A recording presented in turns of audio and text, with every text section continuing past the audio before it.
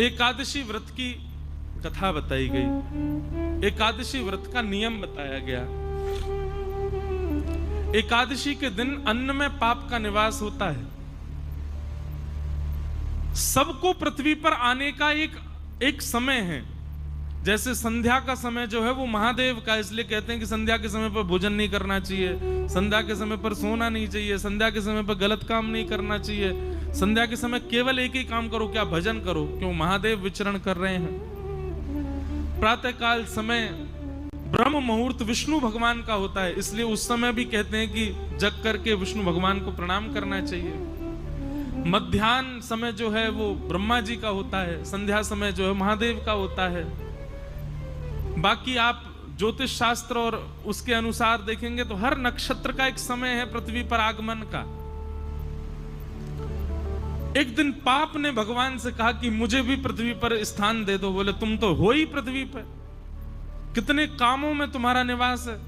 बोले नहीं, आपके द्वारा व्यवस्थित एक ऐसी भाव हो जिसमें कभी कभी वैष्णवों को भी मेरा प्रकोप देखना पड़े, ऐसा कोई मुझे भी स्थान प्रदान कीजिए। भगवान बोले देखो, वैष्णवों को कभी पाप लगेगा नहीं, लेकिन फिर भी तुम्हारी ज्यादा इच्छा है कि हम तुमको कोई स्थान प्रदान करें।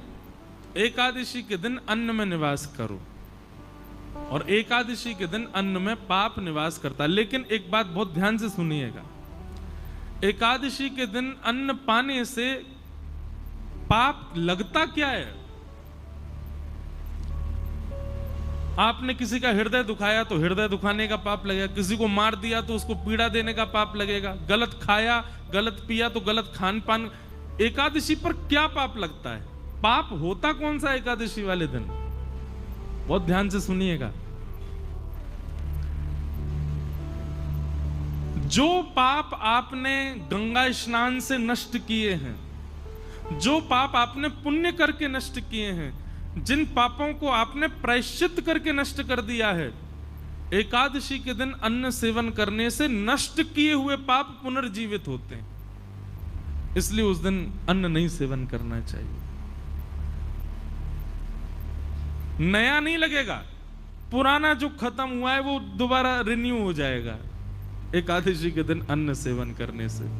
तो एकादशी न्यू पाप नहीं लगाती, रिन्यू करती है पुराने पापों को। इसलिए उस दिन अन्न सेवन नहीं करना चाहिए। पर छोटे बालकों को, वृद्धों को, और विशेष रूप से जिनका स्वास्थ्य ठीक नहीं है उनको एकादशी व्रत पर एकादशी के दिन अन्न खाने की छूट होती है। लेकिन उसमें भी उनको चावल नहीं खाने चाहिए, क्योंकि चावल तो है वो तो पूर्ण अन्न माना जाता है, वो पूर्ण अन्न का स्वरूप है, उसका तो सेवन करना ही नहीं चाहिए। वो ज्यादा से ज्यादा रोटी पा सकते हैं, सब्जी, चावल नहीं। ये तो था एक भाव कि एकादशी के दिन अन्न क्यों नहीं खाते। और एक भाव मैं अपने मन से बताया करता हूं। एकादशी क्या है? हम सब भक्तों की, हम सब वैष्णवों की करवा चौथ है। जैसे एक प्रियतमा अपने प्रियतम के दीर्घायु के लिए व्रत करती है।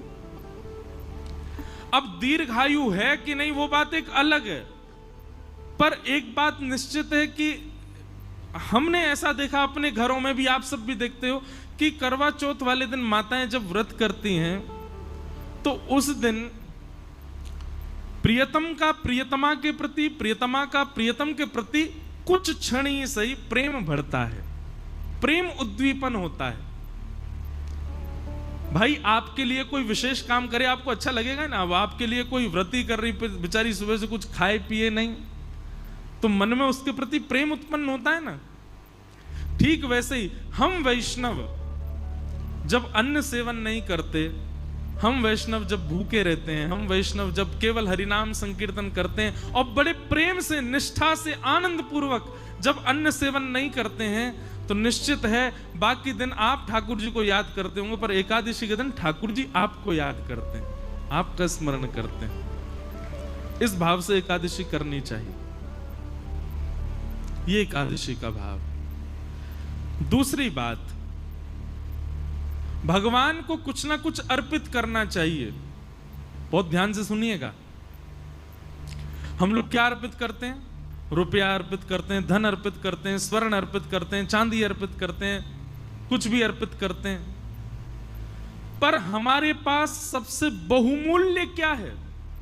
हमारा जीवन, हमारी प्रत्येक श्वास, हमारा प्रत्येक क्षण, ये बहुत बहुमूल्य है। आज का दिन जो निकल गया, अब ये मेरे पूरे जीवन में कभी वापस नहीं आएगा। ये आज हो चुका, पूर्ण हो गया, बस अब ये दोबारा नहीं आएगा। ये पिछले बीते 5 दिन जो हमने कथा सुने, ये जीवन में कभी लौट करके नहीं आएंगे। ये हो चुके, इनकी स्मृति रहेगी जीवन भर। बस हमने पंढरपुर में कथा सुनी थी, पंढरपुर में कथा सुनाई थी। ऐसा बढ़िया मौसम था, ऐसे आनंद करते थे, सुबह ऐसा करते थे, शाम, बस ये स्मृति ही रहेगी आपके पास। ये दिन वापस कभी नहीं आएंगे। और एक बात बताऊं, आप लाख कोशिश करके दोबारा कर लो ऐसा, पता नहीं जी, फिर सोच लें, फिर कथा हो, वही हो, वैसे ही हो, सारी A to Z आप एक जैसी व्यवस्था कर लो, तब भी इस बार जैसा सुख अगली बार नहीं होगा। ज्यादा हो सकता है, पर एज इट इज ऐसा आपको दोबारा नहीं मिलेगा। ये हमेशा के लिए एक स्मृति रहेगी। हर दिन जो हमारा गुजरा वो लौट करके नहीं आने वाला है। हर क्षण जो हमारा निकला, हर श्वास जो हमारी निकली, वो निकल चुकी है बस। पर एकादशी के दिन जब व्यक्ति निष्ठा पूर्वक, प्रेम पूर्वक, आनंद पूर्वक अपने दिन की शुरुआत करता है, उसकी हर क्षण, हर श्वास, पूरा दिन वो ठाकुर जी को अर्पित होता है। और सबसे बड़ी बात, आपकी आयु 2 चीजों से कम होती है। व्यक्ति की आयु 2 चीजों से कम होती है, बहुत बोलने से और बहुत खाने से आयु कम होती है। यदि व्यक्ति बहुत खाएगा तो जीवन में, हमारा जीवन निश्चित है, इतना अन्न ही मैं खा सकता हूं। अब उसको भले ही मैं 50 साल में खा करके खत्म कर दूं तो 51 साल देख नहीं पाऊंगा, 50 में ही मुझे जाना पड़ेगा। ठाकुर जी ने सबके लिए एक अन्न निश्चित करके रखा है, उतना ही खाना है हमको। लेकिन व्यक्ति जब एकादशी का व्रत करता है तो व्रत वाले दिन अन्न नहीं खाता, और अन्न ना खाने से उसकी जो 1 दिन की आयु है वो बच जाती है। लेकिन वो 1 दिन की आयु एकादशी करने से ऐसा नहीं आपको बाद में मिलेगी, वो 1 दिन की आयु ठाकुर जी के चरणों में अर्पित हो जाती है। व्यक्ति ने अपना 1 दिन प्रदान कर दिया ठाकुर जी को। नाथ, मेरी प्राण सबसे बहुमूल्य, मेरी आयु बहुत बहुमूल्य है, मैं अपनी आयु 1 दिन की ही कर, अब इससे ज्यादा तो क्या करूं, मां कलयुगी पापी जीव हूं मैं, पूरी तो दे ही नहीं पा रहा। कम से कम महीना में ये 2 बार की एकादशी की 2 दिन की आयु आपको प्रदान कर रहा हूं। ठाकुर जी को चाहिए नहीं, पर प्रियतम को प्रसन्न करने के लिए कुछ तो बहुमूल्य दें, तो हम अपनी आयु ठाकुर जी को अर्पित करते हैं कि नाथ ही आयु आपके। अच्छा, आयु ठाकुर जी को देते हैं मतलब अपना 1 दिन पूरा हम ठाकुर जी को दे चुके हैं।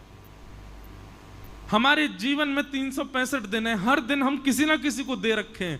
विशेष रूप से किसको दे रखा है? 2 लोगों को, एक तो लक्ष्मी को, दूसरा अन्न को। इन दोनों को हम हर दिन देते हैं, अन्न को भी हर दिन देते हैं, लक्ष्मी को भी हर दिन देते हैं। लेकिन ये एकादशी के दिन जब आप व्रत करते हो तो पूरा दिन ठाकुर जी को अर्पित हो जाता है, ठाकुर जी को दे दिया जाता है। एक प्रकार का महादान भी है एकादशी का व्रत करना। वैष्णवों के अंदर 3 निष्ठा होनी चाहिए। पहली नाम जप निष्ठा, दूसरी एकादशी निष्ठा, और तीसरी तुलसी माला पहनने की निष्ठा, तुलसी निष्ठा। अगर आप 3 निष्ठाओं में निष्पन्न हो तो आप वैष्णव हो। तो इस प्रकार से एकादशी व्रत का महात्म्य और महत्व बतलाया गया। व्यक्ति की सामर्थ्य हो तो उसको निश्चित ही एकादशी करनी चाहिए। और मैं बार बार एक ही बात कह रहा हूं, प्रसन्नता पूर्वक, गौरव करके और बहुत एक्साइटमेंट में एकादशी का व्रत किया करो। कहीं सुबह उठते ही महाराज पता चल गई नाश्ते में क्या बनाया, बोले आज तो बेटा नाश्ता में फल मिलेंगे, क्यों एकादशी, और आपको अरे आज एकादशी है, उसी समय तोड़ देना एकादशी, और तोड़ क्या देना, टूटी गई एकादशी। जैसे ही आपकी निष्ठा विफल हुई एकादशी टूट जाती है। लोग सोचते हैं नमक खाने से, जे खाने से एकादशी टूटती है, नहीं। आप जैसे ही अश्रद्धा रखते हैं, 1% भी अश्रद्धा होती है, उसी समय आपकी एकादशी टूट जाती है, आपका व्रत टूट जाता है। दूसरी बात, व्रत कब टूटता है? अब आप अन्न ना खाने को तो इतनी प्रायोरिटी दे रहे हो, नहीं नहीं नहीं अन्न नहीं खाना है, आज तो एकादशी जे, और वैसे बेचारे किसी का हृदय दुखा रहे हो, किसी को गालियों पे गालियां दिए जा रहे हो, किसी का हक मार रहे हो, किसी के साथ में बुरा कर रहे हो। क्षमा करो, ऐसी एकादशी बिल्कुल मत रखो। एकादशी को भी रहता होगा कि भाई ऐसे व्यक्ति के पास मैं रहूं क्यों जो इतना बुरा करे। मतलब एक दिन तो आप कम से कम, जैसे हॉलीडे होता है ना, छुट्टी होती है, एकादशी के दिन अपने अवगुणों को छुट्टी रखा करो। आज चाहे कोई कुछ कर ले, पत्नी कितना भी चले, मैं क्रोध ही नहीं करूंगा, बच्चे चाहे कुछ भी कर ले, आज क्रोध नहीं करना, आज क्रोध की छुट्टी है। पता चला पूरा परिवार इंतजार कर रहा है एकादशी कब आएगी, उस दिन क्रोध तो करेंगे नहीं। अच्छा देखो कितना अच्छा व्रत। मैं तो कहता हूं कथा में कि एकादशी पर केवल अन्न छोड़ने वाला नियम नहीं, 2-4 नियम और करो। जैसे पूरे दिन मुस्कुराहट रखो मुख पर, चाहे कुछ हो जाए आप प्रसन्न ही रहो। कितना अच्छा, ऐसी एकादशी करो। व्रत है, बोले काय बात करो, तो प्रसन्न रहने का व्रत है, आज प्रसन्न ही रहूंगा मैं। बच्चे बेचारे उधम मचा रहे हैं और आप मुस्कुरा करके देख रहे हो, उसने गिलास तोड़ दिया, आप खुश हो। द्वादशी आने दे बेटा, तुझे देखता हूं मैं, रुक जा, आज कर ले तेरा जो मन है, बहुत बढ़िया, आनंद करो। ऐसा नहीं, एक भाव है, प्रसन्न रहो। एकादशी का मतलब है अवकाश। तो अवकाश केवल अन्न को ही क्यों दिया जा रहा है? उन सब चीजों को दो जिससे आप संसार में एग्जिस्ट करते हो। और मैं तो भाई खुलेआम कहता हूं, आज की डेट में अन्न छोड़ना कोई बड़ी बात नहीं है। बच्चे, आजकल के बच्चे 2-2 बजे तक तो वैसे ही भोजन नहीं करते, आधा एकादशी तो उनकी रोज ही होती है।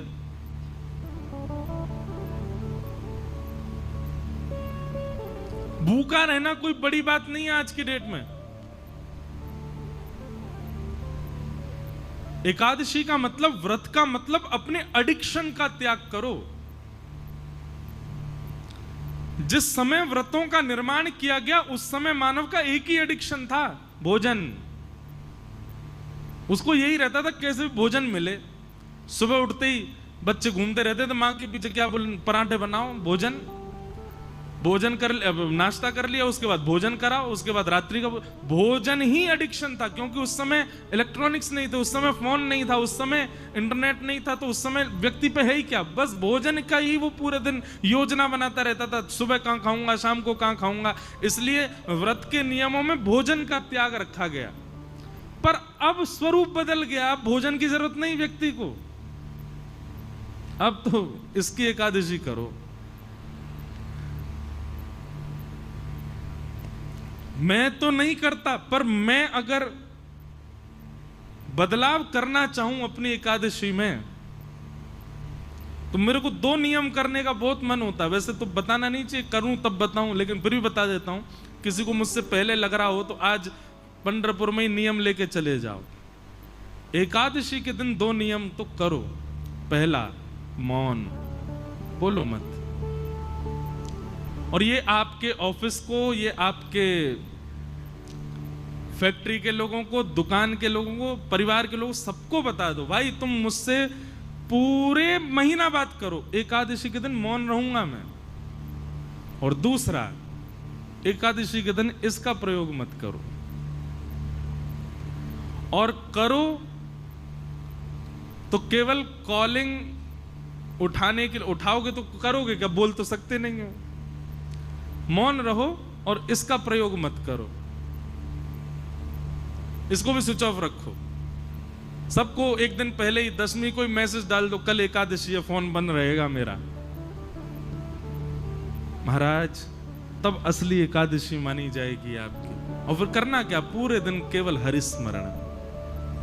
सुबह जगन्नाथ जी के स्मरण से प्रारंभ करो, मध्याह्न द्वारिका जी का स्मरण करके, दोपहर में व्रजमंडल का स्मरण करो, सब कथाएं आदि श्रवण करते हुए रात्रि में पंडरीनाथ भगवान का स्मरण करके फिर अपनी एकादशी को विश्राम दो।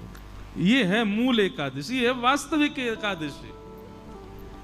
एकादशी को लोगों ने आजकल फैशन के रूप में एकादशी कर रहे हैं, उसका भी एक रूप बना लिया है, उसको भी एक एंजॉयमेंट। ठीक है, एंजॉय तो करना है, पर भगवत स्मृति के साथ में करना है।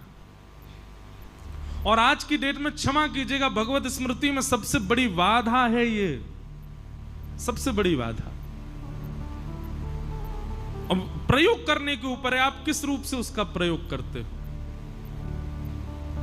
तो एकादशी व्रत करो, और व्रत किसका करो, अपने एडिक्शन का व्रत करो, अपने बुरी भावनाओं का व्रत करो, अपनी बुरी आदतों का व्रत करो, उन सब बातों का व्रत करो जिनके बिना आप रह ही नहीं पाते हो। उनका व्रत एकादशी के दिन हो, तब आपकी मूल एकादशी।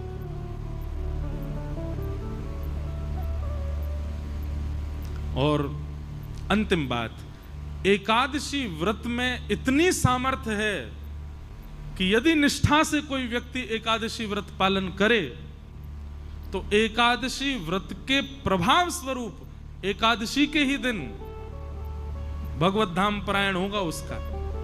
वो पृथ्वी से एकादशी को ही जाएगा।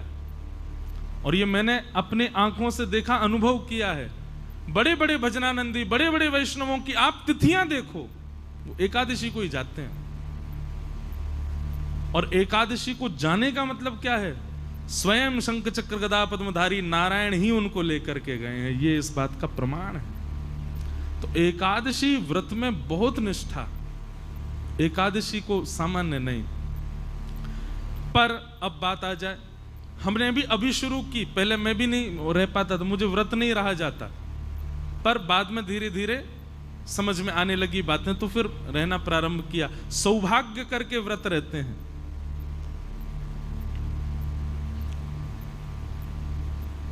लेकिन अब कई जगह एकादशी निषेध है, जैसे जगन्नाथपुरी में वहां एकादशी नहीं होती। जैसे हमारे श्री वृंदावन के राधा वल्लभ जी मंदिर में वहां एकादशी का भाव नहीं। जैसे वृंदावन के बिहारी जी में, वृंदावन बिहारी लाल जी में भी एकादशी नहीं होती। हरिदासी परंपरा, हरिवंशी परंपराओं में एकादशी का भाव नहीं। लेकिन वही बात आ गई ना, एकादशी के दिन वहां पर अन्न सेवन का विधान है, पर आपका व्रत तो अब अन्न है ही नहीं ना, आपके तो दूसरे व्रत चल रहे हैं। आपको तो फोन का व्रत करना है, आपको तो मौन का व्रत करना है।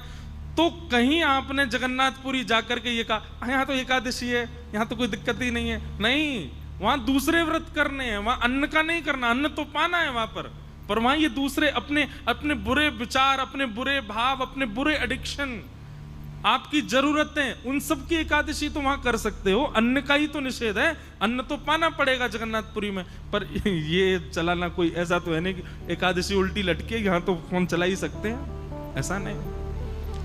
तो चाहे राधा वल्लभ जी मंदिर में हो, चाहे हमारे बिहारी जी हो, चाहे श्री जगन्नाथपुरी हो, या और कहीं भी जहां भी एकादशी का विधान नहीं है, वहां अन्न सेवन की आज्ञा होगी। आप अन्न वहां पा सकते हो, पर बाकी की एकादशी इंद्रियों की तो आप वहां भी कर सकते हो, और करनी ही चाहिए। नहीं करोगे तो अपराध लगेगा। अच्छा एक बात बताएं, अगर आपने ये सब बातें अभी हमसे नहीं सुनी होती कि एकादशी के दिन केवल अन्न नहीं बाकियों का भी व्रत किया जाता है, तो अभी तक आपको दोष नहीं लगता। लेकिन आज आपने सुन लिया है, अब अगर अगली एकादशी पर आपने ये व्रत नहीं किए तो दोष लगेगा। आप जानो आपका काम, आप कहोगे गलत आए कथा में आज तो।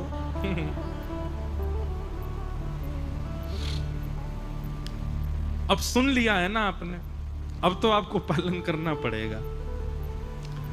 फोन ही नहीं, चलो आप कहो कि ऐसा हमारा काम है कि बिना फोन के तो एक दिन नहीं चलेगा।